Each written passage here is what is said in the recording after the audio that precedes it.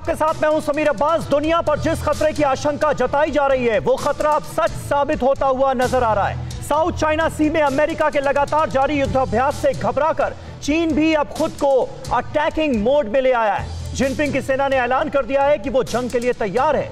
खबर है कि खतरनाक अटैकिंग वेपन को ऑन कर दिया गया है और अब किसी भी वक्त वर्ल्ड वॉर 3 का आगाज हो सकता है। उधर उत्तरी कोरिया का सन की तानाशाह भी काफी दिनों बाद जंगी तैयारी करता नजर आ रहा है। बैलिस्टिक मिसाइल के साथ उत्तर कोरिया भी जंग के मैदान में ताल ठोक रहा है। इन सब के बीच भारत पर हुए सबसे बड़े साइबर अटैक में सनसनीखेज खुलासे सामने आ रहे हैं। देश के सबसे संवेदनशील कंप्यूटर सेंटर के डेटा पर दुश्मन देश की नजर है, यह बात पुख्ता तौर पर सामने आई है और इस गंभीर मामले की जांच शुरू कर दी है दिल्ली पुलिस की स्पेशल सेल ने।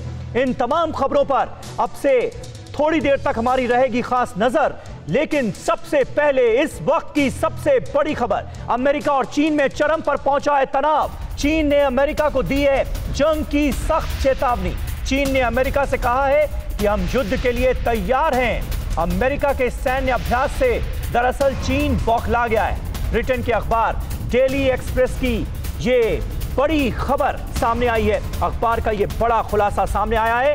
अमेरिका के सैन्य युद्धाभ्यास से इस वक्त चीन बौखलाया हुआ नजर आ रहा है और सीधे सीधे युद्ध की चेतावनी देता हुआ नजर आ रहा है अमेरिका को।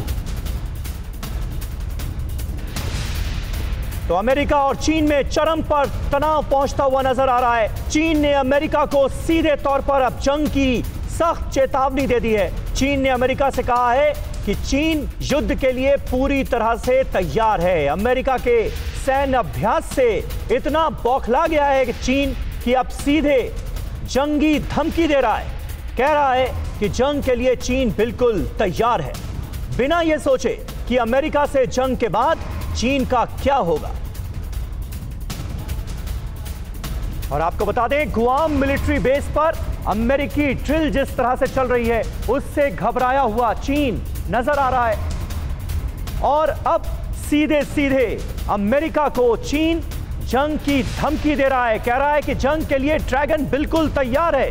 अमेरिका की थल सेना, एयरफोर्स और नौसेना का युद्धाभ्यास इस वक्त चल रहा है गुआम एयरबेस पर। अमेरिका का सबसे बड़ा युद्धपोत भी मौजूद है।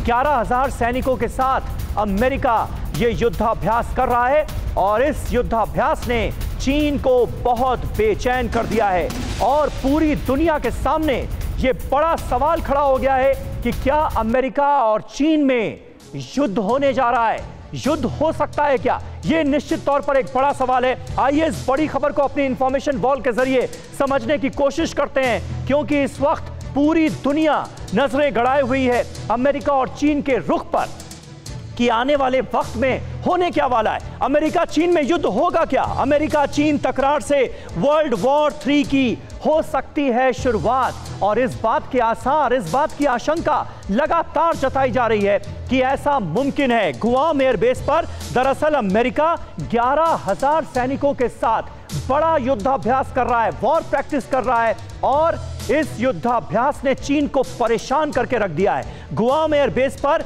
अमेरिका के युद्धपोत और 100 विमानों की इस वक्त तैनाती है, यानी अमेरिका की तरफ से तैयारी तो पूरी है और यही बात बेचैन कर रही है ड्रैगन को। साउथ चाइना सी में भी अमेरिका की सेना और युद्धपोत तैनात हैं और साउथ चाइना सी में स्थिति और भी ज्यादा भयंकर है। यहां पर दोनों सेनाएं आमने सामने आ चुकी हैं और लिहाजा इसीलिए यह कहा जा रहा है कि अगर वर्ल्ड वॉर 3 होती है तो इस बार शुरुआत साउथ चाइना सी से हो सकती है। अमेरिका और भारत के एकजुट होने से भी चीन दरअसल बौखलाया हुआ है, क्योंकि अब वो अपनी मंशा में कामयाब होता हुआ नजर नहीं आ रहा है और यही वजह है कि अब गीदड़ भपकियां अमेरिका को देता हुआ नजर आ रहा है चीन।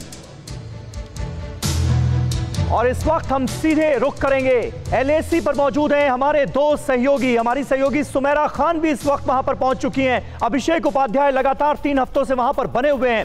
सुमेरा, इस वक्त जो अहम जानकारी सामने आ रही है वो साफ संकेत देती हुई नजर आ रही है वर्ल्ड वॉर 3 के, क्योंकि अब चीन भारत के साथ जो कुछ कर रहा है वो तो आप एलएसी पर रहकर देख ही रही हैं, लेकिन अब अमेरिका को भी सीधे सीधे धमका रहा है कि हम जंग के लिए तैयार हैं। और समीर, पहले तो ये कि अब जब मैं यहाँ पहुँची हूँ तो हम लगातार तैयारी को देख रहे हैं। मैं कुछ समय पहले ही यहाँ पहुँची हूँ, लेकिन मेरे यहाँ पहुँचने के बाद से मैंने अभी तक कितनी बार फाइटर प्लेन्स को गुजरते हुए और उड़ते हुए देखा है। लेकिन जो चीन की तरफ से किया जा रहा है, जिस खबर की आप बात कर रहे हैं लगातार, देखिए चीन तो ये बहुत समय से कर रहा है और ये एक ऐसे युद्ध की तैयारी है चीन की तरफ से। लेकिन चीन गीदड़ भपकियां ज्यादा देता है और युद्ध कम लड़ना चाहता है, ऐसा साफ तौर पर दिखता है। लेकिन चीन की जो अब तक नीति रही है, चीन जिस तरह की हड़प नीति अपनाता रहा है, उसमें अब अमेरिका, भारत, ये सब उसके खिलाफ हैं और कोई भी उसकी उन हरकतों को बर्दाश्त करने के लिए तैयार नहीं है। इसलिए चीन के पास कोई विकल्प नहीं है इस तरह के बयान जारी करने के अलावा। अमेरिका तो वैसे भी चीन को नहीं छोड़ने वाला है। अमेरिका तो वैसे भी लगातार चीन को बता रहा है कि चीन जो कर रहा है उसे अमेरिका उस तरह से नहीं चलने देगा आगे, और अमेरिका पूरी तैयारी के साथ चीन के सामने डटा हुआ है। तो चीन के पास और विकल्प भी क्या है कि वो ये दुनिया को दिखाए, अपना सीना चौड़ा कर ये दिखावा ही करे, ये कहे कि हम तैयार हैं युद्ध के लिए। लेकिन वो कितना तैयार है, क्योंकि युद्ध का तजुर्बा कहाँ है चीन के पास, युद्ध उन्होंने लड़ा कहाँ है। उनकी अभी तक की नीति तो यही रही है कि बिना युद्ध लड़े ही जमीन हड़प लो, बिना युद्ध लड़े ही जमीन हथिया लो। तो ये चीन की तरफ से दिखावा ज्यादा है। लेकिन हाँ, युद्ध की जो बिगुल है वो कभी भी बच सकती है, क्योंकि चीन की हरकतें ऐसी हैं।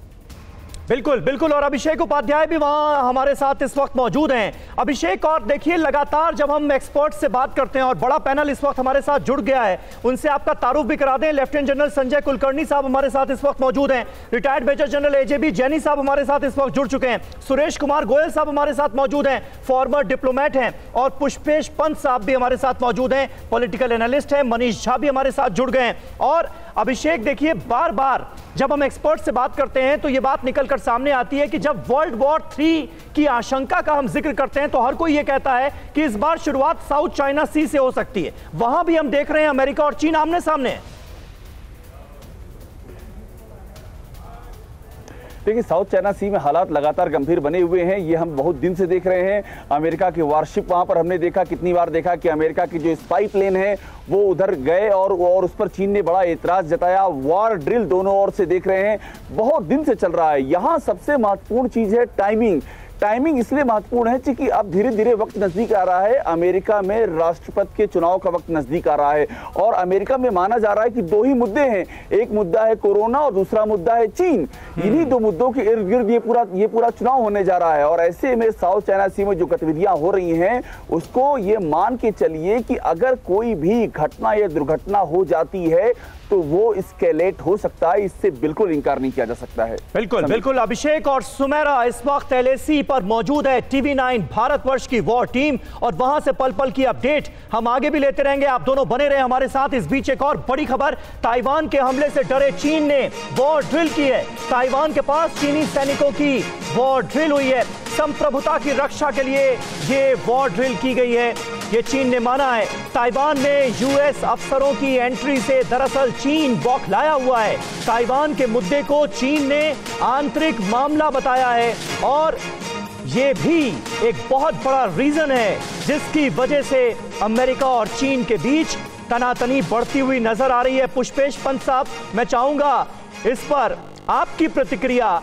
कि जिस तरह से आज हम देख रहे हैं ताइवान के साथ चट्टान की तरह खड़ा हुआ नजर आ रहा है अमेरिका, और यह बात हजम नहीं हो रही है चीन को। क्या आपको लगता है यह एक बड़ा मुद्दा है जिसकी वजह से एस्केलेशन दोनों देशों के बीच और बढ़ रहा है, तनाव बढ़ रहा है? निश्चित रूप से इस बारे में कोई दो राय नहीं हो सकती कि एस्केलेशन बढ़ रहा है, मगर जहां तक मेरी व्यक्तिगत राय है, मुझे लगता है कि भारत के राष्ट्र हित में, भारत के सामरिक हित में हमें अपनी नजर लद्दाख में और हिमालयी सीमांत में जो वहां से पूर्व की तरफ चलता अरुणाचल तक पहुंचता है उस पर ही बनाई रखनी चाहिए। मुझे लगता है कि चीन निश्चित रूप से इस हालत में नहीं है कि संघर्ष कर सके अमेरिका के साथ, निर्णायक लड़ाई आर पार की लड़ सके, वो ताइवान हो या दक्षिणी चीनी सागर हो। मगर कहीं ना कहीं जो आपके संवाददाता कह रहे थे, मैं उनसे सहमत हूँ कि अमेरिकी राष्ट्रपति के चुनाव के संदर्भ में जो दो मुद्दे महत्वपूर्ण हैं वो चीन के विरुद्ध वाणिज्य युद्ध और चीन की सामरिक चुनौती दक्षिणी चीनी सागर में, तो वो अमेरिका और चीन के बीच का मुद्दा है। भारत उसमें एक कदम बाद कहीं जुड़ता है कि भारत की जो नौसैनिक मौजूदगी है इस क्षेत्र में, वो वियतनाम के समर्थन में, वो आसियान देशों के और समर्थन में, वो उसके बाद के स्तर का है। हमारा प्राथमिक मुकाबला आज भी अपनी सरहद को बचाने का, घुसपैठ को रोकने का, पांगोंग वाले इलाके में, उत्तरी लद्दाख में, पूर्वी पश्चिमी लद्दाख में, गलवान घाटी में, अरुणाचल में, उत्तराखंड के बीच है। तो मुझे लगता है कि हमारी कोशिश ये होनी चाहिए कि चीन और अमेरिका जब मुकाबले में दक्षिण चीनी सागर में कोई ऐसी हरकत न करे कि हमारा ध्यान उधर हो और वो यहाँ घुसपैठ को अंजाम दे। बिल्कुल बिल्कुल। एजीपी जैनी साहब, किस तरह से आप देखते हैं ये चीन और अमेरिका के बीच जिस तरह से तनाव बढ़ता हुआ नजर आ रहा है, ये चीन की तरफ से गीदड़ भपकियां ही मानी जाए या फिर नौबत जंग की भी आ सकती है? और जंग होगी तो सिर्फ इन दोनों मुल्कों में तो होगी नहीं, फिर वो वर्ल्ड वॉर 3 का भी रूप ले सकती है। देखिए समीर, मेरा तो मानना है कि ये वर्ल्ड वॉर 3 वाली बात तो मैं नहीं मानता हूँ, ये तो बहुत दूर की बात है, क्योंकि वर्ल्ड वॉर 3 जो है ये कोई मजाक नहीं है। अगर वर्ल्ड वॉर 3 हुई तो इसमें ना ही चीन ना ही अमेरिका, पूरी दुनिया का सत्यानाश होगा। इसमें सारे के सारे किसी न किसी तरीके से इसमें मिलजुल जाएंगे और नुकसान बहुत होगा। अब रही गीदड़ भपकी वाली बात, हाँ गीदड़ भपकी तो ये दिखाता है चीन, लेकिन चीन दिखा रहा है गीदड़ भपकी अपनी ताकत के तौर पर, अपने ताकत के बूते पर वो दिखा रहा है। देखिए, मानना पड़ेगा कि चाइना और अमेरिका के बीच में जो आपस में जो अनबन है वो आज की नहीं है, ये कोल्ड वॉर के टाइम की है। ये बात जरूर है कि बीच में आर्थिक इंटरेस्ट की वजह से, आर्थिक अपने फायदों की वजह से ये आपस में लेन देन और इनका आर्थिक मिलाप हो गया, लेकिन जो ये प्रिंसिपली जो कोल्ड वॉर की जो पॉलिसीज है वो अब दोबारा वापस आ रही है। चीन और अमेरिका में हमेशा ये जो है तनाव और ये अनबन रहेगी। अब रही बात साउथ चाइना सी की, सही बताया हमारे पहले वाले पैनलिस्ट ने कि हमको अपना फोकस जो है लद्दाख की तरफ रखना चाहिए, क्योंकि साउथ चाइना सी में जो लड़ाई होगी, देखिए वो सिर्फ हवाई जहाज और नेवी की होगी, उसमें बूट्स ऑन ग्राउंड नहीं होंगे, उसमें आर्मी का कोई खास लेन देन नहीं होगा, क्योंकि ये समुद्री लड़ाई होगी। इसमें एयरफोर्स और नेवी काम करेंगी, चाइना की, अमेरिका की, साउथ चाइना सी के जितने। बिल्कुल सही कह रहे हैं आप जैनी साहब। इस बीच इसी मुद्दे से जुड़ी हुई एक अहम खबर है। सिंघुआ यूनिवर्सिटी के प्रोफेसर यान क्यूटोंग ने बहुत बड़ा दावा किया है अमेरिका और चीन के बीच। पहली बात यह कि वो कह रहे हैं कि युद्ध होना तय है, लद्दाख ताइवान का तनाव जंग में हो सकता है तब्दील। देखिए, वो लद्दाख का भी जिक्र कर रहे हैं और कह रहे हैं कि भारत और ताइवान की वजह से दरअसल अमेरिका और चीन में जंग होगी। भारत चीन की जंग में अमेरिका भी लेगा हिस्सा। तो कुल मिलाकर यह दावा किया जा रहा है कि ताइवान और भारत की वजह से अमेरिका और चीन के बीच जंग हो सकती है। सुरेश कुमार गोयल साहब हमारे साथ मौजूद हैं। गोयल साहब, इस लॉजिक को किस तरह से देखते हैं आप? देखिए, ऐसा है कि अभी जो तनाव बढ़ रहा है, अगर मोटे तौर पर देखा जाए जी, वो तनाव मेनली चाइना और यूएस के बीच का है। चाइना का पिछले 5 दशक से यही प्रयास रहा है कि वो एक महाशक्ति के रूप में उभरे और उसके रास्ते में यूएसए एक उसका मेन कंटेस्टेंट है। तो अभी साउथ चाइना सीज में या ताइवान के कंसर्न में जो हो रहा है वो टकराव चीन और यूएसए के बीच का है। लेकिन दिक्कत यह है कि चीन मिलिटरीली ताकतवर बना है, लेकिन उसकी ताकत अभी भी यूएसए की ताकत से काफी नहीं। गोयल साहब, जिस लॉजिक का भी मैंने जिक्र किया चीन के प्रोफेसर का, वो तो ये साबित करने की कोशिश कर रहे हैं कि भाई देखिए, इस वक्त ताइवान के साथ भी चीन का बहुत जबरदस्त विवाद चल रहा है, भारत के साथ भी चल रहा है, और ये दोनों विवाद ही अमेरिका से जंग की वजह बनेंगे। मैं उसी की बात कर रहा हूँ। तो उसमें होगा ये कि जब चीन और यूएसए का टकराव होगा, तो क्योंकि ताइवान और भारत दोनों को ही चीन यूएसए के साथ में देखता है, तो ये काफी हद तक संभव है कि चीन ताइवान के अगेंस्ट भी और लद्दाख में और अरुणाचल प्रदेश में अपनी शक्ति बढ़ाए और टकराव बढ़ाए। तो भारत को प्रयास करना होगा कि वो इस महायुद्ध का हिस्सा ना बने, लेकिन अपनी सीमाओं की सुरक्षा करे। लेकिन चीन कोशिश करेगा और यूएसए भी कोशिश करेगा कि भारत इसका हिस्सा बन जाए। दिक्कत वहीं पर आएगी सामने। ठीक है। लेफ्टिनेंट जनरल संजय कुलकर्णी साहब हमारे साथ मौजूद हैं। कुलकर्णी साहब, आप मानते हैं अभी हमारा जो पूरा फोकस है वो लद्दाख पर होना चाहिए, अरुणाचल प्रदेश पर होना चाहिए, और जो अभी मौजूदा सेना का रुख नजर आ रहा है, सरकार का रुख नजर आ रहा है, क्या यही हो भी रहा है क्या? समीर, अगर आप देखें 1979 के बाद चीन ने कोई लड़ाई नहीं लड़ी, लेकिन अमेरिका 1979 के बाद बेतरतीब लड़ाइयां लड़ता आया है। नंबर 1। नंबर 2, अगर आप देखें कि जिस तरीके से चीन कोसोवो में जब अमेरिका को उसने देखा, इराक की लड़ाई में जब अमेरिका की उसने शक्ति देखी, उसके बाद चीन को लगा कि उसको कुछ करना पड़ेगा, क्योंकि कोल्ड वॉर खत्म हो रहा है, तो धीरे धीरे वो अपनी शक्ति बढ़ाता रहा। लेकिन जो आप कह रहे हैं तो इसमें कोई शक नहीं है, लद्दाख की लड़ाई, अरुणाचल प्रदेश में अगर कुछ होता है या फिर सेंट्रल सेक्टर में कहीं होता है, ये लड़ाई हमारी है, ये हमने लड़नी है, इसके लिए कोई नहीं आएगा। हमने अपने आप को सक्षम बनाना है और यकीन करना है कि चीन हमारी तरफ बुरी नजर से ना देखे, और वो देखने की हिम्मत चीन में आज नहीं है। ये वक्त आ गया है कि हम लोगों ने अपने साथ, और जहां तक कि साउथ चाइना सी है, जहां तक कि इंडियन ओशन है, जहां तक अंडमान निकोबार है या मलाक्का स्ट्रेट है, वो एक अलग तरह की लड़ाई है। इन दोनों को मद्देनजर रखते हुए अगर आप देखें, चीन का जो डिप्लॉयमेंट है, जो मोबिलाइजेशन है, तकरीबन मिरर इमेज है। जितने चीन के हैं उतने हिंदुस्तान के हैं। यही साफ जाहिर करता है कि चीन की मंशा कहीं पे निगाहें, कहीं पे निशाना। लेकिन चीन नहीं सोचता, चीन को डर है कि कहीं हिंदुस्तान इसका फायदा उठा करके चीन की कोई जगह पर हमला ना कर दे या क्विट प्रो क्यों ना कर दे, तो वो बिल्कुल सही बात आप कर रहे हैं कुलकर्णी साहब। और इस वक्त लद्दाख पर फोकस होना चाहिए, अरुणाचल पर फोकस होना चाहिए, और लद्दाख में क्या तैयारियां हैं हमारी तरफ, ये जानने के लिए हम एक बार फिर रुख करेंगे एलएसी पर मौजूद TV9 भारतवर्ष की वॉर टीम का। लेकिन उससे पहले 2 अहम खबरें आपको दे दें। पहली खबर यह है कि उत्तर कोरिया कर सकता है बैलिस्टिक मिसाइल का परीक्षण, समुद्र के अंदर कर सकता है बैलिस्टिक मिसाइल का टेस्ट। यह जानकारी सामने आ रही है क्योंकि उत्तर पूर्वी शिंपो शिपयार्ड की मरम्मत में जुट गया है उत्तर कोरिया। मरम्मत के बाद बैलिस्टिक मिसाइल का परीक्षण किया जा सकता है, ऐसी खबरें आ रही हैं। नॉर्थ कोरिया शिंपो शिपयार्ड पर बनाता है पनडुब्बियां, ये जानकारी भी हर किसी को है, और अब यहां पर बड़े टेस्ट की तैयारियां शुरू की जा चुकी हैं। दूसरी अहम अंतर्राष्ट्रीय खबर जो आ रही है वो ये है कि अमेरिका ने चीनी जासूसी रैकेट का खुलासा किया है। अमेरिका का कहना है कि चीनी कंपनियों ने भारत के डेटा की जासूसी की। इस मामले में 5 चीनी नागरिकों को गिरफ्तार कर लिया गया है। तो चीन की तरफ से लगातार सेंधमारी करने की कोशिश की जा रही है और भारतीय सुरक्षा से जुड़ा हुआ डेटा चुराने की हर मुमकिन कोशिश चीन करता हुआ नजर आ रहा है। एक और बड़ी खबर आपको बता दें, चीन बढ़ा रहा है खुफिया सामानों का उत्पादन।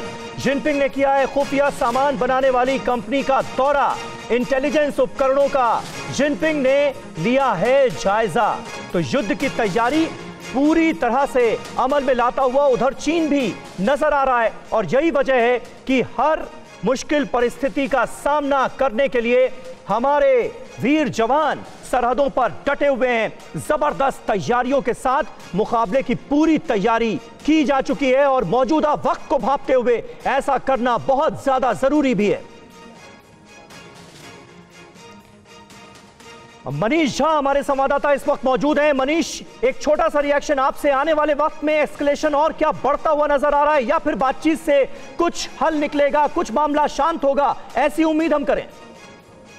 देखिए समीर, हालांकि डिप्लोमेसी में ये कहावत है कि आप युद्ध के दरमियान भी बातचीत करते हैं, इसलिए उम्मीद कभी नहीं छोड़ते हैं। लेकिन इसमें कोई दो राय नहीं कि पिछले 48 घंटे या 72 घंटे में दोनों तरफ से जो बयानबाजी हो रही है वो बहुत ही ज्यादा आक्रामक है, और इससे लगता है कि 10 सितंबर के बाद जो एक बातचीत वाला माहौल बना था वो धीरे धीरे सिकुड़ता जा रहा है। हाँ, अब एक महत्वपूर्ण बात मैं इसमें आपको जोड़ना चाहता हूं। जब हम लोग ये चर्चा करते हैं कि क्या भारत का ध्यान सिर्फ और सिर्फ लद्दाख पर है, तो आप ध्यान रखिए कि जापान, अमेरिका के सिक्योरिटी एस्टेब्लिशमेंट में इस बात को लेकर बेहद चर्चा है कि भारत का रोल क्या होगा।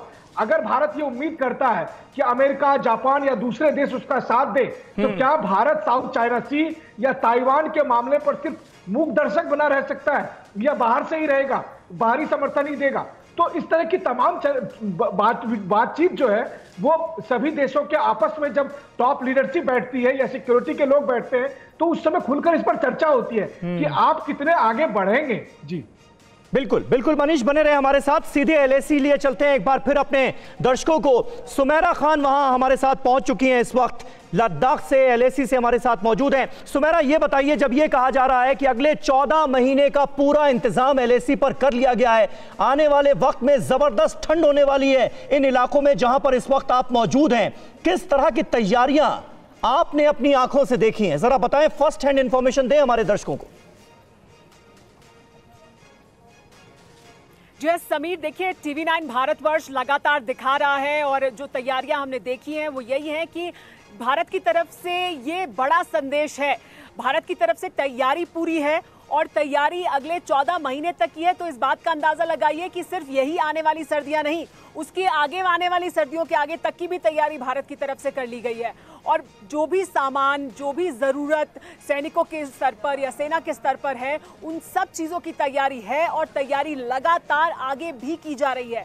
और ये बड़ा संदेश है चीन के लिए भी, क्योंकि चीन की तरफ से जो चीन की ओर से बढ़ाया जा रहा था तैयारियों को, उसके बाद जवाब में भारत की तरफ से भी उससे कहीं ज्यादा तैयारियों को बढ़ाया गया है। ये साफ संदेश है चीन के लिए कि अगर उन्हें लगता है कि ये लॉन्ग हॉल है या वो इस पूरे मामले में ऐसा समझते हैं कि भारत उतनी तैयारी नहीं कर रहा है, तो ऐसा नहीं है। भारत ने पूरी तैयारी की है, बल्कि इन सर्दियों ही नहीं, इसके आगे आने वाली सर्दियों के लिए भी तैयारी की है। चाहे वो टेंट्स की बात हो, चाहे वो कपड़ों की बात हो, या जिस तरह के साजो सामान की जरूरत सैनिकों को पड़ेगी, जवानों को पड़ेगी, सेना को पड़ेगी, उन सब चीजों की का जो प्रबंध है, जो इंतजाम है, वो सेना की तरफ से किया गया है। और वो तस्वीरें भी हम लगातार TV9 भारतवर्ष पर दिखा रहे हैं, तैयारियां दिखा रहे हैं लगातार हम। बिल्कुल बिल्कुल सुमेरा, आप बने रहे हमारे साथ। और इस बीच एक और बड़ी खबर अपने दर्शकों को बता दें, तैयारी से ही जुड़ी हुई है। चीन के खिलाफ भारतीय सेना की तरफ से भी हैवी डिप्लॉयमेंट की गई है। एलएसी पर सेना की सर्दियों के लिए लंबी तैयारी है। 20,000 जवानों के लिए बड़े स्तर पर इंतजाम किए गए हैं। सेना को कपड़े, तंबू, ईंधन, राशन मुहैया करवाया गया है। -50 डिग्री में भी सुरक्षित रह पाएंगे 20,000 जवान। इसकी पूरी तैयारी कर ली गई है, पुख्ता बंदोबस्त कर लिए गए हैं। अभिषेक उपाध्याय क्योंकि वहां पर हमारे साथ मौजूद हैं। अभिषेक, सर्दियों में रहने का इन ऊंची दुर्गम पहाड़ियों पर जबरदस्त एक्सपीरियंस है भारतीय जवानों को, लेकिन सवाल यह है कि जब सर्दियां बढ़ेंगी, बर्फ पड़ेगी इन इलाकों में और ज्यादा दुर्गम नजर आएंगी ये पहाड़ियां, ऐसे में चीन के जवानों का क्या होगा? देखिए, ये आप इससे समझ सकते हैं कि चीन लगातार हमको ये समझा रहा है कि वहां पर सर्दियां बढ़ने जा रही हैं। हाँ। आपके जवान नहीं रुक पाएंगे। कोई भी देश कभी ये इस हरकत में नहीं उतरता है कि वो अगले देश के, जिसको कि वो दुश्मन समझता है, उसके जवानों को उपदेश दे कि ये तो सर्दियां बढ़ रही हैं, आप यहाँ टिक नहीं पाएंगे। और आलम चीन का देखिए, जब भारतीय जवानों ने हेलमेट टॉप और ब्लैक टॉप को अपने डोमिनेंस में लिया तो वहां पर क्या मिला? वहां मिला कि उन्होंने सर्विलांस लगा रखे थे, चीनियों ने कैमरे लगा रखे थे, यानी कि उनकी वहां पर टिकने की हिम्मत नहीं थी कि वहां पर टिके रह सकें। वो कैमरे और सर्विलांस उपकरण से निगरानी कर रहे थे। यही चीन का आलम है। चीन इन चोटियों पर तकनीकी उपकरणों के जरिए निगरानी करता है। उसके जवान यहाँ टिक नहीं सकते हैं, उनके पास वो क्षमता नहीं है, उनका वो एक्लेमेटाइजेशन नहीं है, उनका वो अभ्यास नहीं है। और इसीलिए उसकी समस्या ये कि भारत से कह रहा है, बार बार कह रहा है कि सर्दियां शुरू हो रही हैं, नहीं टिक पाएंगे, वापस लौट जाएंगे। यानी कि जो लड़ाई जमीन पे नहीं लड़ सकता है, वो लड़ाई अब साइकोलॉजिकली लड़ने की कोशिश कर रहा है। बिल्कुल बिल्कुल। एजेबी जैनी साहब, ये बताइए कि कुछ एक्सपर्ट्स ये भी आशंका जाहिर कर रहे हैं कि दरअसल पैंगोंग में जो किया जा रहा है वो तो बस छलावा है, असल नजर जो है वो डेप्सांग पर है चीन की। इस लॉजिक को कितना अहम मानते हैं सर आप? मैं मानता हूं ये बात। देखिए, जैनी साहब आपके ऑडियो में कुछ प्रॉब्लम आ गई है। मैं ये सवाल दोबारा आपसे पूछूंगा, अगर कुलकर्णी साहब आप इसका जवाब दे पाए तो। समीर, ऐसे है कि इस पे कोई शक नहीं कि देप्सांग जो है वो भी उतना ही इम्पोर्टेंट है जितना कि पेंगांगसो, नॉर्थ और साउथ पेंगांगसो और पूरा चुशुल कह रहे। हम लोगों ने सतर्क सब जगह रहना है, कहीं पर भी हम सतर्कता कम नहीं कर सकते। ये कहना कि पूरा कि चीन इसी तरीके से हमारी जो सोच है वो ईस्ट लद्दाख में एक ही जगह पे और देप्सांग में कुछ करेगा, ऐसे इतनी उसकी हिम्मत नहीं है। हम लोगों की भी पूरी तैयारी है। हाँ, ये आपका मानना ठीक है कि तैयारी पूरी होनी चाहिए। ये नहीं होना चाहिए कि हम लोग पूरे का पूरा अपना फोकस सिर्फ पेंगांगसो में रखे और चीन कुछ हरकत देप्सांग में करे। ऐसे होने नहीं देंगे। हम लोग तैयार है। चीन ने देप्सांग में भी 2013 में इसी तरह का एक जमावड़ा किया था। और अगर आपको याद है, वो जमावड़ा उनके जो प्रधानमंत्री हैं ली, वो आ रहे थे। और उसके बाद 2014 में फिर से चीन ने जमावड़ा बनाया था चूमर में, जब उनके राष्ट्रपति शी आ रहे थे। और उसके बाद 2017 में जो उन्होंने किया डोकलम में। तो ये चीन की आदत रही है, लेकिन हमें मालूम है कि हम लोगों ने देप्तांग में क्या करना है। जरूर वो इलाका बहुत ही स्ट्रैटेजिकली इंपॉर्टेंट है, इसमें कोई शक नहीं है। मेरे राय में तो सब इलाका जो भी चीन के साथ लगा हुआ है वो सब इंपॉर्टेंट है, और हमने अपने कोई भी भूमि उसको नहीं देनी है। जी जी जी, एक और अहम खबर अपने दर्शकों को बता दें। चीन विवाद पर सूत्रों के हवाले से बड़ी खबर है। चीन विवाद पर आज बड़ी बैठक हो सकती है। सेना के बड़े अधिकारी इसमें शामिल हो सकते हैं। एलएसी पर चीन से निपटने को लेकर इस बैठक में चर्चा होगी। मनीष झा, और क्या अपडेट मिल पा रहा है, क्योंकि हम तो लगातार इस बात का इंतजार कर रहे हैं जब से भारत और चीन के विदेश मंत्रियों की मुलाकात हुई है कि भाई कमांडर लेवल की नेक्स्ट बातचीत कब होगी आखिर। देखिए, जहां तक कमांडर लेवल की बातचीत का सवाल है तो इसमें कोई दो राय नहीं है समीर कि 10 सितंबर के बाद ही ये तय हुआ था कि अगले 1 या 2 दिन के अंदर कमांडर लेवल की बातचीत होनी है, लेकिन वो बातचीत आज तक शेड्यूल नहीं हो पाई है। WMCC और SR लेवल की बातचीत तो आप छोड़ ही दीजिए। ऐसी स्थिति में अब यही लगता है कि चीन बातचीत से ज्यादा LAC पर अपनी तैयारी में जुटा हुआ है। इसके मद्देनजर भारतीय अगर आप कहें स्टैब्लिशमेंट भी, चाहे वो रायसीना हिल पर बैठे लोग हो या फिर आर्मी के तमाम कोर कमांडर्स हो, वो अपनी रणनीति बनाने में लगे हैं। और जाहिर है कि सरकार की तरफ से रक्षा मंत्री ने भी साफ कहा है कि अगर हम युद्ध की नौबत आती है तो हम युद्ध करेंगे, लेकिन रक्षा मंत्री ने यह भी कहा था कि हम जो है किसी का मस्तक नीचे नहीं करना चाहते हैं और ना ही हम अपना मस्तक। नहीं मनीष, तो ये आज ये जो सोर्सेस के हवाले से खबर आ रही है कि एक बड़ी बैठक हो सकती है, ये कौन सी बैठक है? देखिए समीर, दरअसल रोजाना जो रक्षा मंत्रालय और खास करके जो तीनों सेनाओं की चीफ हैं उनकी लगातार ब्रीफिंग होती है। लगातार आज की पोजीशन क्या है, LAC पर क्या स्थिति है, इनको लेकर समीक्षा होती है, आगे की रणनीति होती है। और रोजाना तकरीबन इसे NSA के साथ और प्रधानमंत्री तक शेयर भी किया जाता है। तो इसी संबंधित जो तमाम तरह की मीटिंग जो है वो आज भी हो रही है। बिल्कुल बिल्कुल, और उसमें यह भी जानकारी मिल रही है कि कई सियासी दलों के नेता भी मौजूद रहेंगे, कई पॉलिटिकल पार्टीज के नुमाइंदे भी मौजूद रहेंगे। एक और बड़ी खबर जो कि छूटनी नहीं चाहिए वो भी आप जान लीजिए, भारत के खिलाफ सबसे बड़ा साइबर अटैक भी सामने आया है। इस बीच नेशनल इंफॉर्मेटिक्स सेंटर के कंप्यूटर्स में सेंधमारी की गई है। इन कंप्यूटर्स में भारतीय नागरिकों और VVIP जैसे प्रधानमंत्री, NSA से जुड़ा डेटा भी मौजूद रहता है। एक लिंक क्लिक करते ही डेटा गायब हुआ है। दिल्ली पुलिस ने IT एक्ट के तहत इस मामले में केस दर्ज कर लिया है। पुष्पेश पंत साहब हमारे साथ मौजूद हैं। पुष्पेश साहब, इसे आप कितना गंभीर मानते हैं? NIC के कंप्यूटर से डेटा लीक हो जाना, यह संभव कैसे हुआ? नहीं, देखिए क्षमा कीजिएगा, ये बहुत मामला गंभीर है और ये शब्द लीक नहीं है। इसे कंप्यूटर की भाषा में हैक करना कहते हैं। कोई अगर शत्रु आपका होता है, वो आपके कंप्यूटर्स को यदि अनधिकृत तरीके से वहां तक पहुंचता है और उस डेटा को एक्सेस करता है, तो वो डेटा का लीक होना नहीं, वो साफ साफ डेटा को नुकसान पहुंचाना, डेटा की चोरी है और एक गंभीर आक्रामक हमलावर काम है। बिल्कुल, यदि साइबर अटैक है। और जो साइबर अटैक से देश को बचाने वाली संस्था है, जो साइबर टेररिज्म से बचाने के लिए क्रैक टीम्स है, वो सब इंफॉर्मेटिक्स सेंटर यदि अपने को सुरक्षित नहीं रख सकता तो लोगों के लिए भरोसा करना कठिन होगा कि और सामरिक महत्व की संवेदनशील सूचनाओं को वो बचा के रख सकता है। अब मैं छोटी सी बात में कहना चाहूंगा, मेरे मन में बिल्कुल भी विश्वसनीयता दिल्ली पुलिस के स्पेशल सेल के लिए नहीं है, क्योंकि दिल्ली पुलिस का जो स्पेशल सेल है वो क्या जांच करेगा? और उस स्पेशल सेल को जो विशेष शिक्षा प्रशिक्षण मिलता है वो मिलता है पूर्ण अपराधों के लिए जो सिविल नागरिक करते हैं, उनके खिलाफ जो साइबर अटैक होते हैं, साइबर हेरेसमेंट होता है, उनके डेटा की चोरी होती है। इतने बड़े पैमाने पर निश्चित रूप से सैनिक, वायुसैनिक और नौसैनिक क्षेत्र के जो विशेषज्ञ हैं उनको इस जिम्मेदारी सौंपी जानी चाहिए। मेरे ख्याल में खाना पूरी के लिए दिल्ली पुलिस इसे करे, भले इसका कानूनी प्रावधान हो, वो बहुत विश्वसनीयता मन में नहीं जगाता। कुलकर्णी साहब मानते हैं बहुत गंभीर मामला है और इसकी जांच बहुत ज्यादा जरूरी है कि आखिर कौन वो लोग हैं जो लगातार इस तरह की हिमाकतों को अंजाम दे रहे हैं। समीर, चीन की जो मानसिकता है वह संजू से आती है।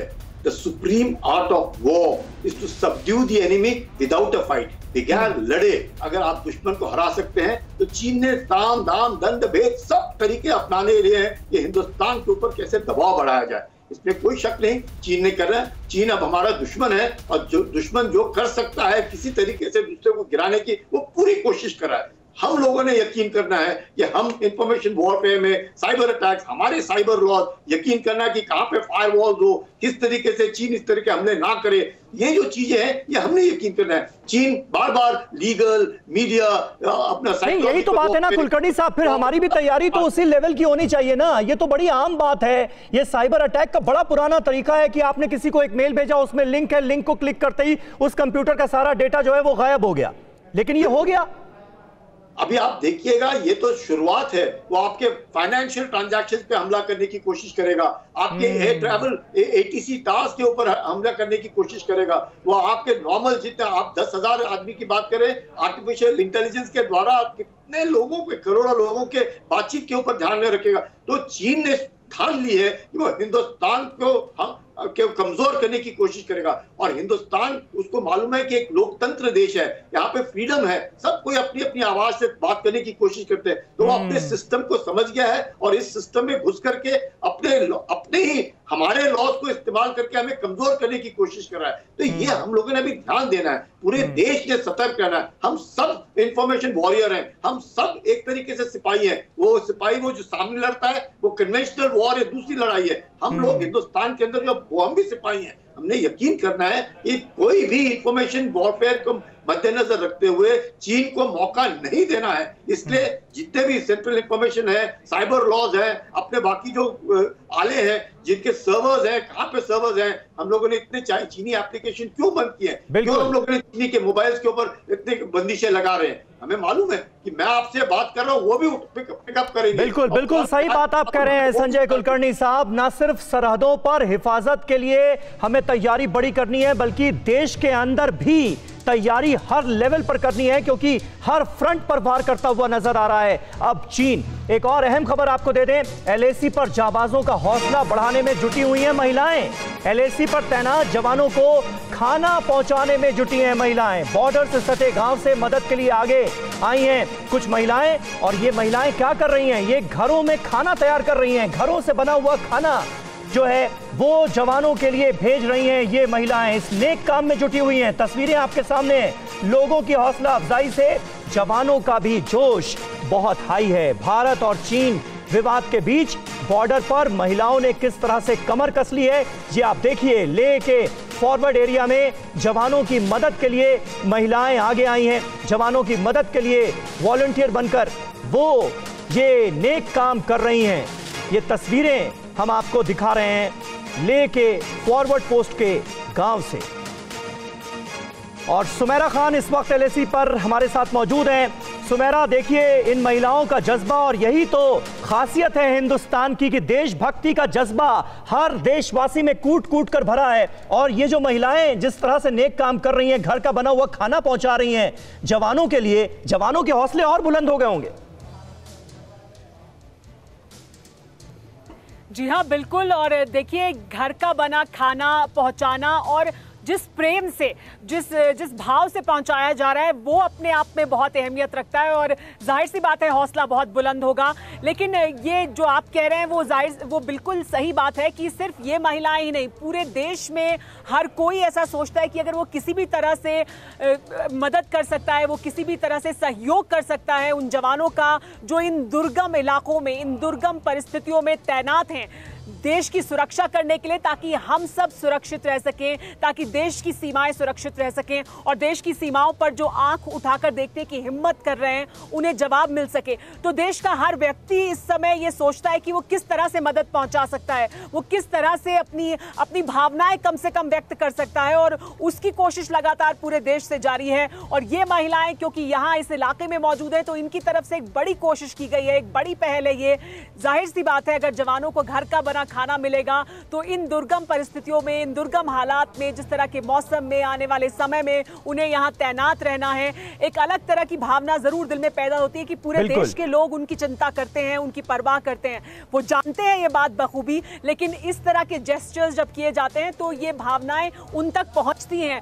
क्योंकि व्यक्त करने की भी जरूरत है ताकि हम उन्हें बता भी तो पाएं कि हाँ ये है देश की भावना। और देश की भावना यही है, देश भर में स्कूली बच्चे हो या महिलाएं हो या पुरुष हो या जवान हो, हर कोई यही सोचता है कि कैसे वो बता पाए इन जवानों को जो यहाँ तैनात हैं और जो देश की सीमाओं पर कहीं पर भी तैनात हैं, वो किस तरह के हालात में रहते हैं। बिल्कुल, और अभिषेक सुमेरा बेहतर तरीके से बता सकते हैं क्योंकि लगातार 3 हफ्तों से वो वहां पर डटे हुए हैं। अभिषेक जरा बताइए, जब बात हो रही है हिंदुस्तानियों के जज्बे की, जिस तरह से तमाम हिंदुस्तानी जो है वो अपनी देशभक्ति जाहिर कर रहे हैं अलग अलग तरीकों से, आप इतने टाइम से वहां पर मौजूद हैं, लेह लद्दाख के गांवों से जो आम लोग हैं वो कितना सपोर्ट कर रहे हैं हमारे जवानों को?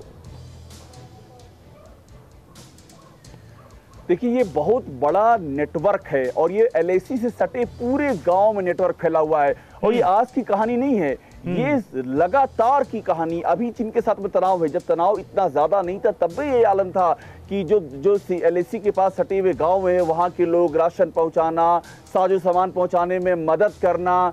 और एक और बड़ी बात, जो लोकल इंटेलिजेंस होता है, क्योंकि वहां पर LAC बहुत हद तक जो है एकदम क्लियर है, दिखता है चीजें, वो बताते हैं वो। और जब ब्लैक टॉप और हेलमेट टॉप पर कब्जा किया था उस समय तस्वीरें आई थी कि उन चोटियों की ओर बढ़ रहे थे आसपास के गांव के लोग, चुशुल के जो आसपास के गांव हैं, और वो रसद, साजो सामान, सामग्री लेकर के अपने आप, किसी ने नहीं कहा था। कई बार तो ऐसा होता है, कोई ऑर्गेनाइज तंत्र भी नहीं होता है कि कोई संगठन है, अपने आप लोग चीजें इकट्ठा करते हैं, उठाते हैं और लेके आगे बढ़ जाते हैं। तो ये जो है ये समानांतर बहुत बड़ा नेटवर्क है और ये भारतीय फौजों की बहुत बड़ी ताकत है। बिल्कुल, AJP जैनी साहब हमारे साथ मौजूद हैं। जैनी साहब, आप भी इस पर रिएक्ट करना चाह रहे थे क्योंकि निश्चित तौर पर ये जज्बा जो है हिंदुस्तानियों का, ये देखकर इस हौसले को सलाम करने का मन करता है।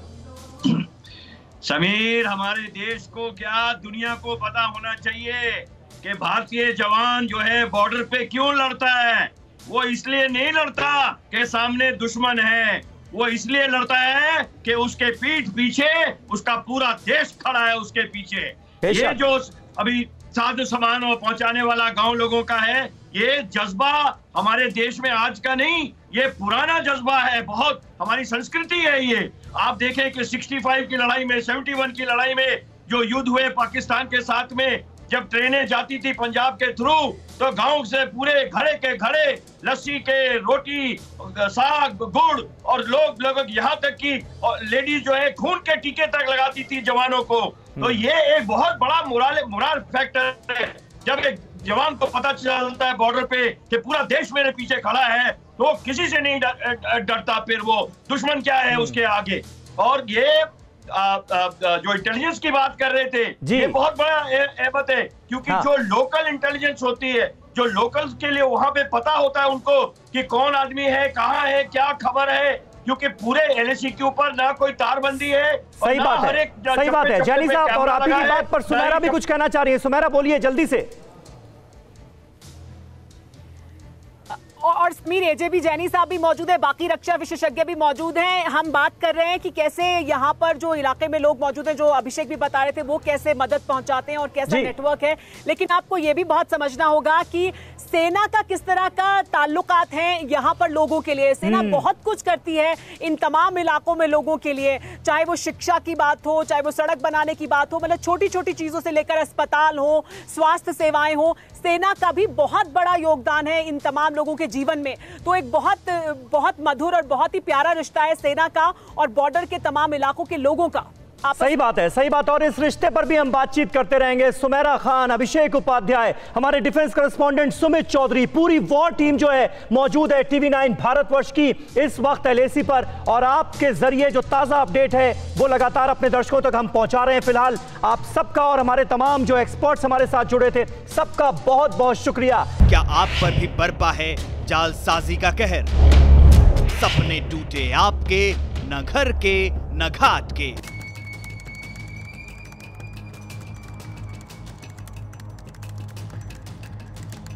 देखिए लूट घर हर रात 9:30 बजे। फिक्र आपकी,